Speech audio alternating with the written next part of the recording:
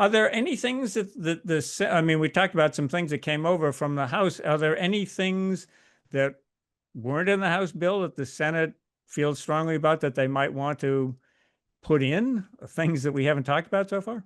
Yeah, well, just in the last 24 hours, there is a movement in the Senate to say, wait a minute, we're putting all this pressure on the Medicaid program. Maybe we should look at the Medicare program also.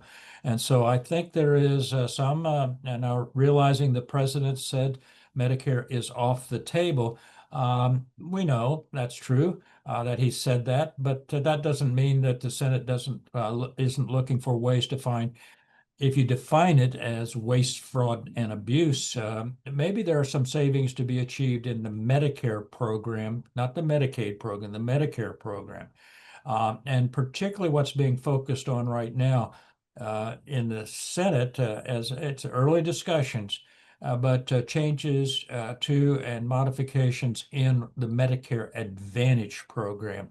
There are some estimates out there from MedPAC and others who analysts have looked at this that would suggest that the Medicare Advantage program pays similar kind of individuals based on traditional compared to traditional Medicare, nearly 22% more in terms of the benefit.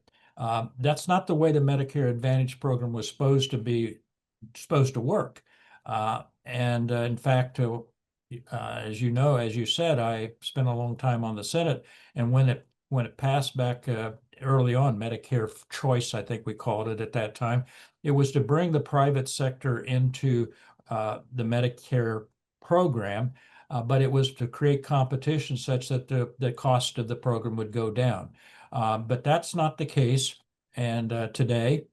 And so I think the Senate is starting to look at that particular provision or look at the possibility of bringing Medicare into the discussion.